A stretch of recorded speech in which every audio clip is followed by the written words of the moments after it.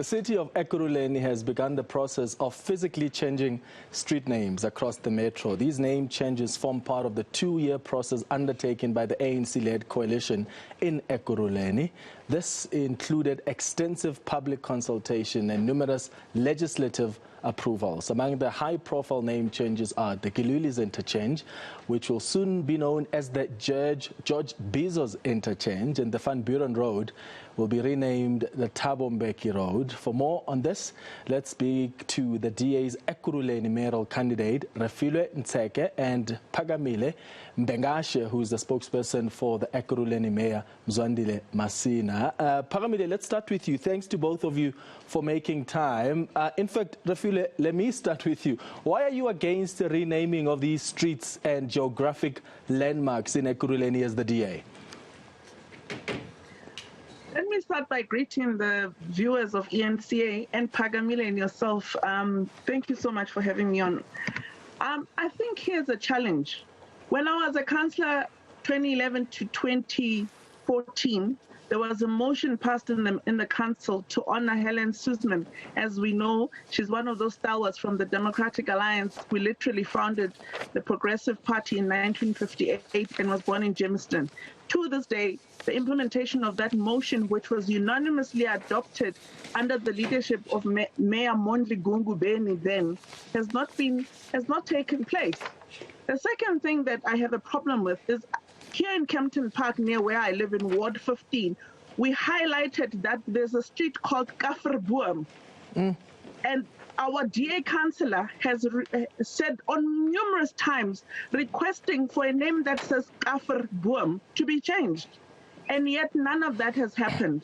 Secondly, you know that since being appointed as the mayoral candidate for Ekurhuleni, I've traveled the length and breadth of this municipality.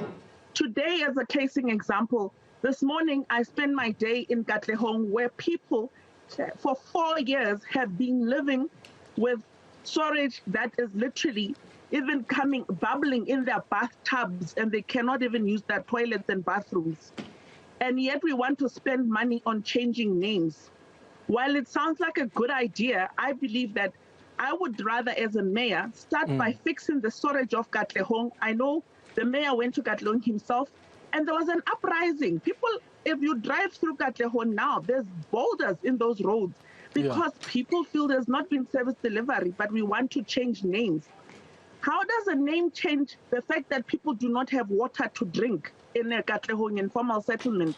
How does changing a street name change the fact that people have to deal with storage? How does a name change the fact that we've had power outages 4 days in a row in Ekurhuleni? The mines of Springs are starting to say they're on their knees because our infrastructure has a backlog and has not been maintained. This is what I'm saying.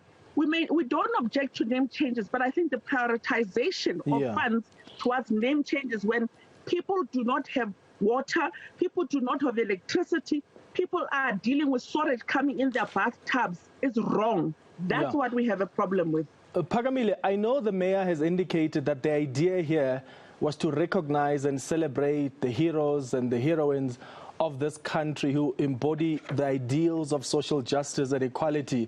But Refiloe is raising an issue that it seems like it's only ANC leaders and members who are being recognized here. What about people like Helen Suzman?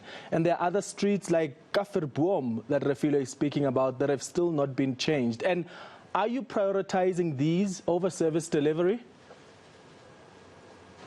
Good afternoon, Clement. Good afternoon to Refiloe, my fellow panelists, and to your viewers.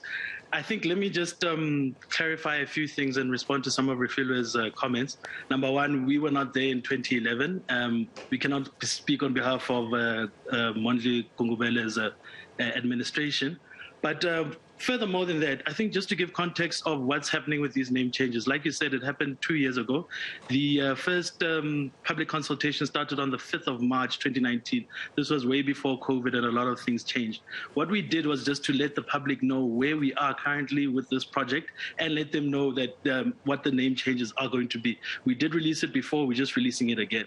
Two, in terms of prioritization, I think having experience of being in government for the past 5 years, Refiloe might not know that there are different departments with different budget allocations. And when you allocated a budget, you do it for that specific department. As you know, for this name change project, we have spent 175,000 Rand to date, and the budget for it was 300,000. Now, if you look into areas such as potholes and waters, billions of rands are spent, and we release statements every day informing the public on how this money is spent. Also, we can reassure the public that when we do spend public funds, as you know, the City of Ekurhuleni did receive a clean audit. So we're doing it responsibly, and we are serving to people's needs. And just to stop one misconception, because I think that candidate has been releasing a lot of statements that are not true. There is no upheaval in Ekurhuleni. There's been no booing of the president. We are in communities every day. As you can see, we just came back from Tambo Springs, which is a mega project that's happening in one of our corridors. It's going to change the landscape.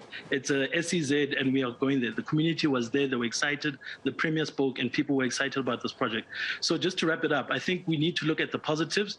As a party, we did campaign on the ticket of that we are going to decolonize this society which we live in. And part and parcel of that is to create a national democratic society where it's inclusive of everyone, and people that were heroes in the past, we need to acknowledge them. So future generations know that there are good people, and those good people look like them, and they lived amongst them, and they can also do great things in the future. Yeah, but it's not just ANC leaders who were involved in the struggle against apartheid, Phaki. When are you going to start recognizing other leaders who were notable and very present during the struggle? Like I said, Clement, look, government, we work in a very highly legislated environment. So we don't wake up one day and just say we're going to name the street Clement Manyathela Street. We do public consultation, and part of public consultation is a two-way conversation. Just to give you an example, we had public consultations in community halls, D.H. Williams. We had one in Rabasotho and across the regions. There, the community actually deposited some of these names. Yeah. So South Africa is a participatory democracy, so people can reject and rebut names, but these names were accepted, and hence they were passed through council, and they were passed through council in September 2019. The same council where the DA is seated, the same council where the opposition parties are, it went passed through. So, Refiloe, so the mayor's office is saying this is what people want. This went through public consultation, and this perception that the money that is being used to change these names could resolve some service delivery concerns is a bit misleading, given that 175,000 Rand has been spent so far. The budget was 300,000 Rand. How do you respond to that? First of all, I worry for an Ekurhuleni that was under ANC government, where there's no continuation from one term to another. What I'm talking about, Phakamile, is a motion that was carried unanimously in a council. Therefore, it meant it needed to be budgeted for, irrespective of which ANC was in government at that time, because to me, it's the same ANC. So when you talk about street names, that the budget for street names is for street names, fine, I might agree with you then. Then why have you not changed Gafferboom since 2016 elections? Secondly, you're prioritizing renaming. The informal settlements I was in today, women tell me sometimes they have to call an ambulance, and the woman is told that as she's about to give birth, she's carried in a wheelbarrow to the garage so that an ambulance can find her, because there are no street names in informal settlements. So emergency vehicles cannot get into that informal settlement.